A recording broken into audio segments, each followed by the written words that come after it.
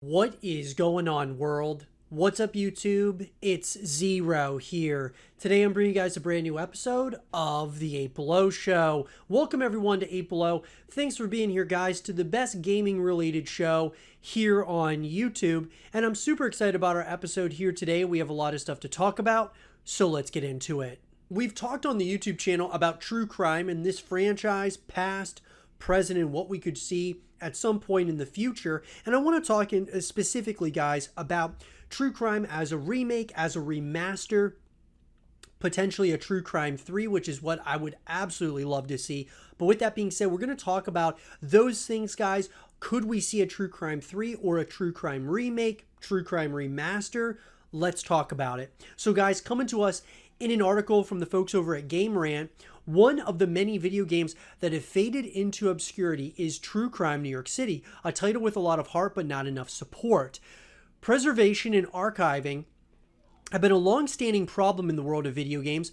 Unlike most forms of art, video games are tied to tech gadgets that are regularly replaced every few years. As a result, each time a console is discontinued, there's a good chance that a portion of its library will be lost forever. This issue is further compounded by the fact that is not uncommon for development studios to shut down, making renewing licenses for IPs nearly impossible. One game that has unfortunately faced this fate is True Crime New York City. This is a title, guys, that released back in 2005. True Crime New York City is an open world game that serves as a sequel to True Crime Street of LA. It is set in a fictionalized version of New York where players assume the role of Detective Marcus Reed, who goes on a quest to discover who killed his mentor and who may have infiltrated the New York organized crime unit.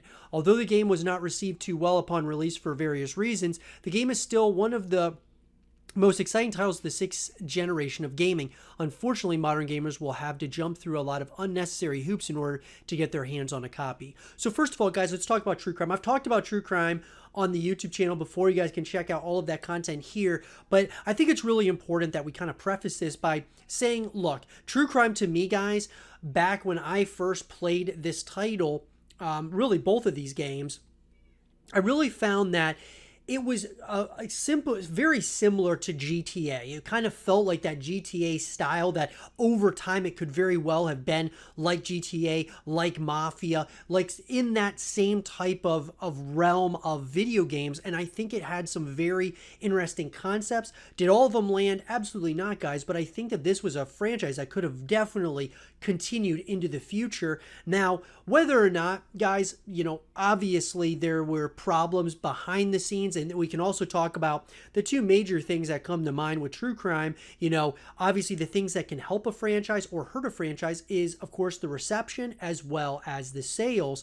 And those are things you have to look at when you look at the second game in the True Crime franchise. So True Crime Streets of LA is the first entry in True Crime franchise, laying down the blueprint which the rest of the series follows. Taking place in LA, the game centers on Officer Nicholas Kang, who attempts to uncover the conspiracy behind bombings that have taken place in Chinatown. With a vast world to explore, players can drive cars, engage in high-energy shootouts, or tend to the main missions which drive the plot forward. Most notably, the game also features branching storylines, which was quite a novel aspect for its time. The game performed well commercially and managed to ship over 3 million units in its lifetime, which is huge, guys.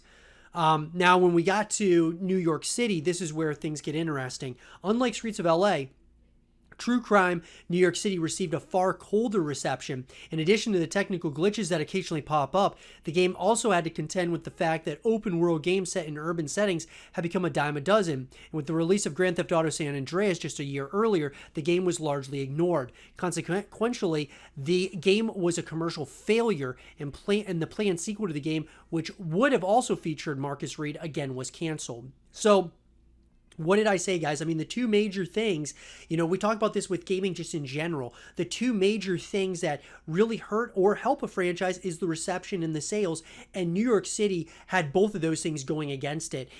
For a number of reasons, guys, I think GTA actually really hurt the True Crime franchise as a whole. But what does that mean moving forward, guys? Because I think true crime still has a place in gaming, and it should seriously be a part of the gaming ecosystem in some way, shape, or form. So while it may seem like the true crime franchise died in 2005, this is not entirely true. Production on the third game, True Crime Hong Kong, began in 2008. Unfortunately, Activision decided to pull the plug on this project, but not all was lost. Square Enix bought the rights to the game, and United Front Games continued work on it. Through this, Sleeping Dogs was released. The game was very well received, with critics praising the open world design and combat in particular. So, you know, Sleeping Dogs, guys, obviously this is a title that I would love to see continuations of in some way, shape, or form. But I really think that they could have used the True Crime name, guys, to really take the franchise, you know, further, and could have like even brought about more exposure to the title. But that being said, they decided to go in a direction of Sleeping Dogs. True Crime New York City is a unique game that provided an immersive imagining of New York, complete with all the grit and edginess one would expect. Allowing players to take the role of a police officer brought a novel perspective to typical open world gameplay and opened up moral choices for players to make. And so the game and its subsequent demise highlight how a convergence of unfortunate factors can result in good video games virtually disappearing, robbing modern gamers of the opportunity to experience a piece of video game history. While True Crime New York City may not be the gaming giant that GTA San Andreas is, it still brought its own atmosphere and gameplay that made its world one worth exploring. And I 100% agree with this, guys. I think that a really smart decision would be to remaster or remake True Crime. And here's why, guys. Obviously, this is a title that definitely did garner a good amount, a nice-sized fan base and such, even though a lot of people, you know, when you were kind of pick and choosing between games back then, you know, GTA was definitely one and has been to this day the bigger franchise without question. But True Crime, definitely similar to Mafia, kind of has that niche audience that I still think people would really enjoy. So to me, I really feel that they need to have a continuation of this, maybe not right away in the form of True Crime 3, but to really reintroduce True Crime in a remastered format or a remake format, and then eventually move into True Crime 3, because I think that could be something really special.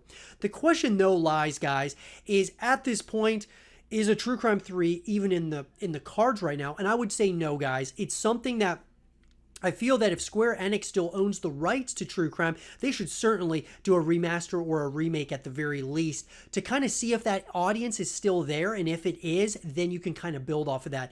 I think True Crime, they definitely started some really interesting concepts, some really cool concepts. The story was awesome. I would love to see it, you know, continue in some way, shape, or form. But I'd love to hear your guys' thoughts about this in the comment section down below. Do you think that they're ever going to make a True Crime 3 or a True Crime remake, remaster? Let me know what you guys think in the comment section down below. And for more True Crime content and videos, stay here with Zero TV.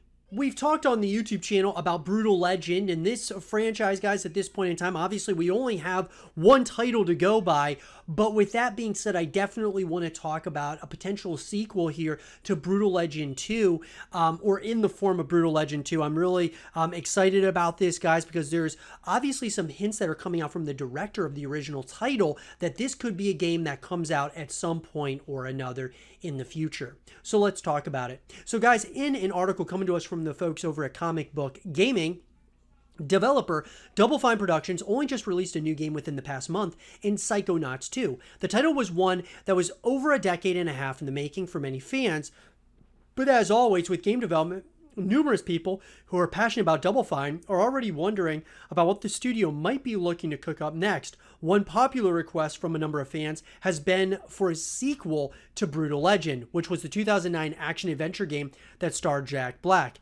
Now, in light of those requests, director Tim Schafer has opened up about the possibility of seeing Brutal Legend 2 come about.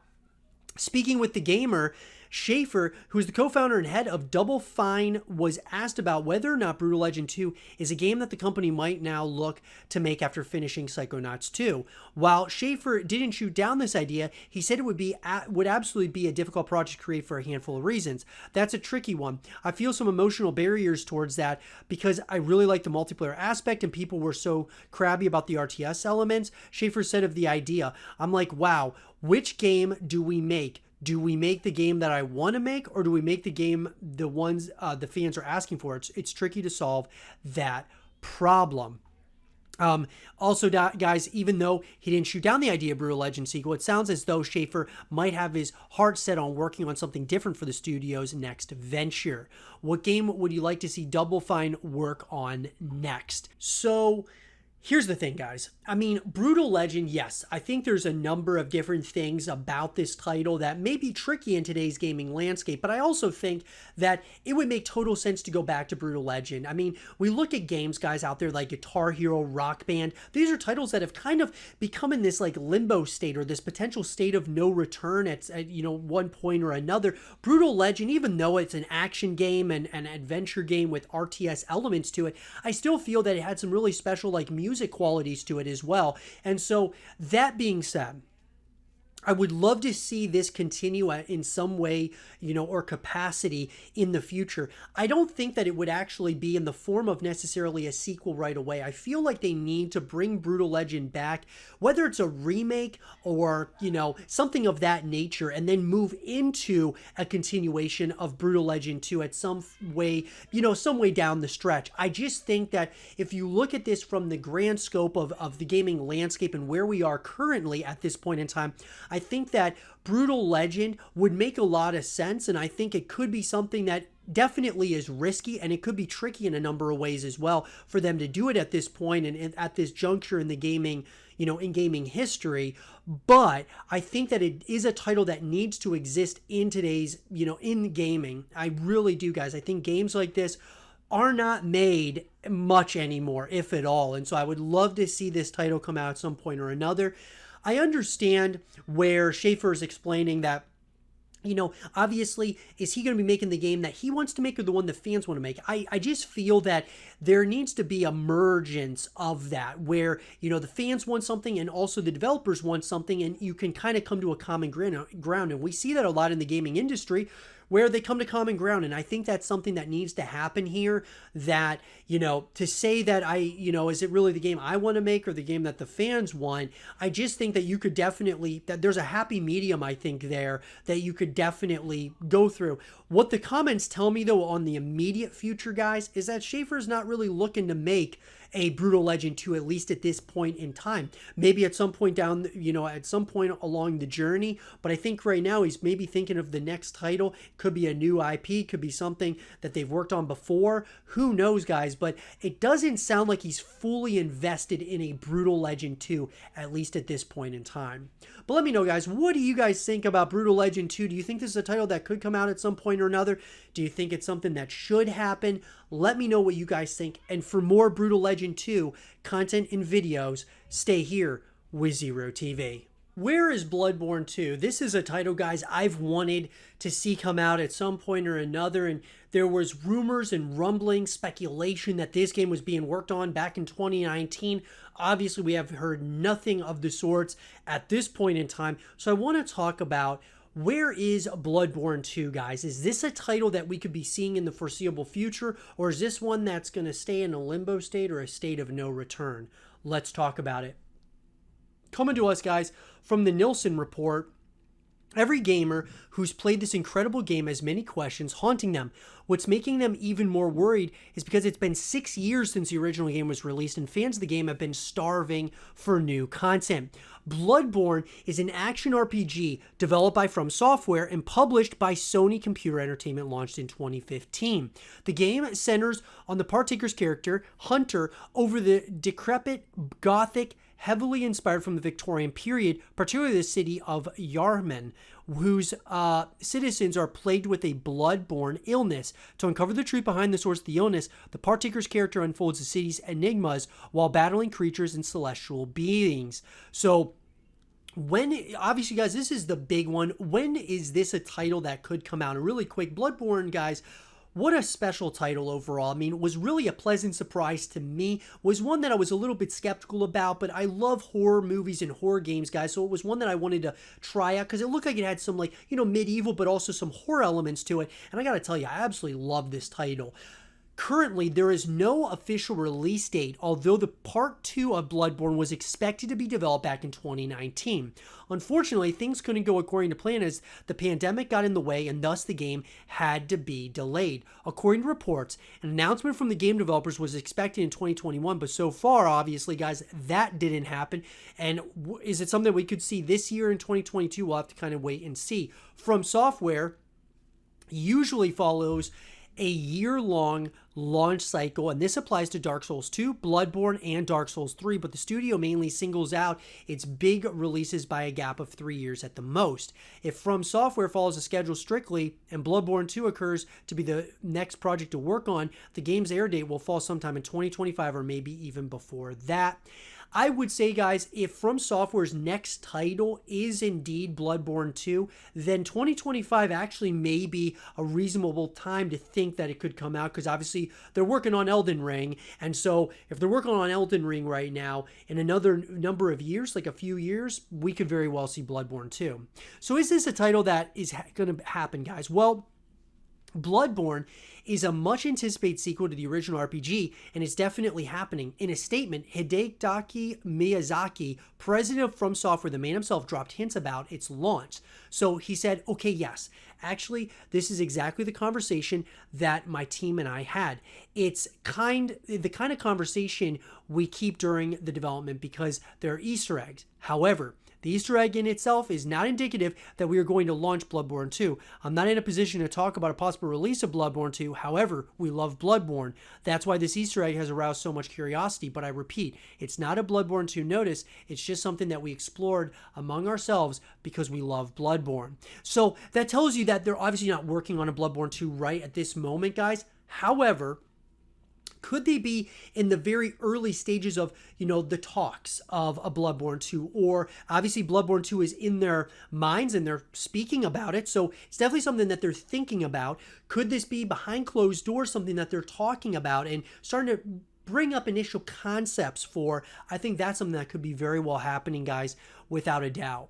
So obviously, guys, look, at the end of the day, this is a title that has not been announced yet. Obviously, there's been rumblings and speculation and a lot of hope that we will get a Bloodborne 2, but it's not confirmed yet, guys. But I'll be sure to keep you guys all up to speed as more information comes out. What do you guys think, though? Do you think we're going to get a Bloodborne 2, or do you think this is a title that's going to stay in a limbo state or a state of no return? What do you guys think? Let me know in the comment section down below.